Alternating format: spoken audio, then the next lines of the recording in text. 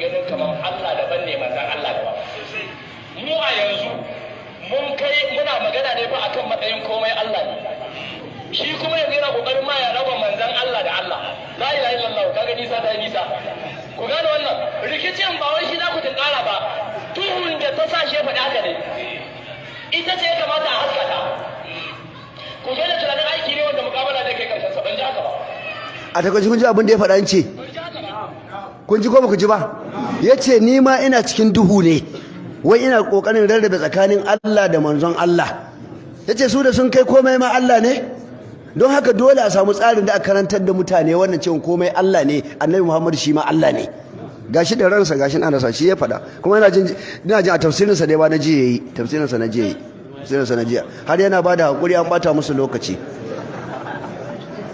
To, kaji. Yasa na ce muku dan anti hakikanin dan tijaniya ne, shi bai munafurci, bai san taqiya ba, yadda take haka ya fito da ita. Ka san a gaba ma abin da yace littafan nan da dadewa an boye su, yana magana da yan tijaniyan su ne. Yace da yawa kun boye mana su, yanzu gashi sun je hannun yan izala, sun je hannun yan izala suna fitowa su karanta. Da tuntunin kun ba mu ya kamata mu fito mu karanta, to yanzu gashi ana sayarwa a kasuwa. Don haka to tunda ana sayarwa a kasuwa ya je wajen yan izala, to yanzu mu fito kawai mu bayyana mu ma karara. Sai sa shi ya fito ya bayyana.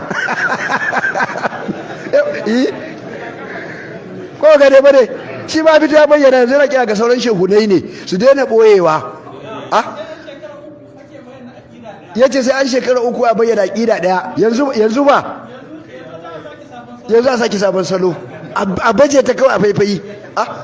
A Kano lokacin da ake wani maulidi a kuntina wannan Inyas din nan da Abdul Inyas da ya ce malala in ya fito da kabarin sa masu tattake me faɗa, yace shehunai idan ku kuna jin tsoron faɗa, ba kai faɗa ba, yace in kuna jin tsoron faɗa to tsofaffi ku ba mu baya, mu ba ma jin kunyan ku, mu da mu fito mu faɗa yadda abin yake.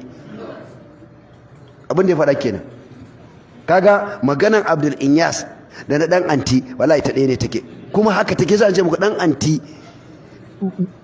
ba munafiki bane, wallahi ba munafiki bane, shine tsantsan dan faida dan tijaniya na hakika. Don abin da yake ba za ka samu a littafi shi, amma mutum ya zo ya ce maka wai a dariƙa abuku kawai ta kumsa bayan salatin annabi da istighfari da menene da hailala ila lallahu. Wannan duk wanda ya ga maka wannan munafiki ne, ƙarya yake.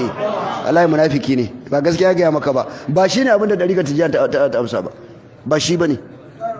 Yawwa, ba shi bane. Yawwa. Cewa salatu ta fi Qur'ani sau 6000, me yasa ka boye? Me yasa ka boye? Wanda kuma shine ginshikin tijaniya, in babu salatul fati babu ita. Ko akwai ta? Cewa Shehu Tijjani ya ga manzon Allah karara da rana, karara ba hijabi, ba manzon Allah ya mutu shekara 1150 ko da 100 da kusan 200 ba. Me yasa ba sa bayyana mutane wanda su kawo dalili akai? Ai yana ciki shi ma. Don yawan ka dauke wannan aqida cewa Shehu Tijjani bai hadu da manzon Allah ba, to babu Tijjani a duniya.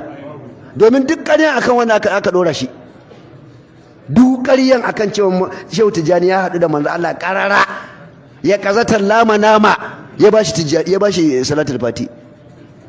Yau mace shi koma kanta kai. To in aka ce ba su hadu ba fa, an babu. Ai an yi hira da wannan Tijjaniya, Dr. wane ne kun ji shi, yace shi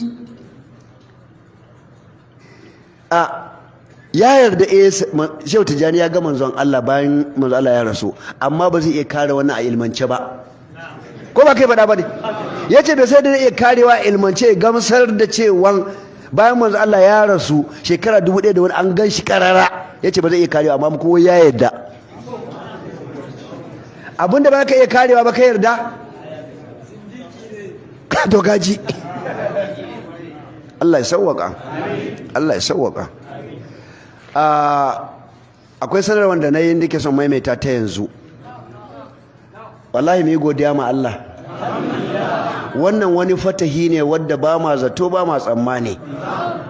La tahsabuhu sharran lakum bal huwa khairul lakum. haka ne kazafin da aka yi wa Aisha Allah ce ku mu ne karku dauke shi sharri ne alheri ne sai kuma ya zama alheri daga na ka samu hukuncin jifa wanda ya maka kazafi a jefe shi a menene a masa bulala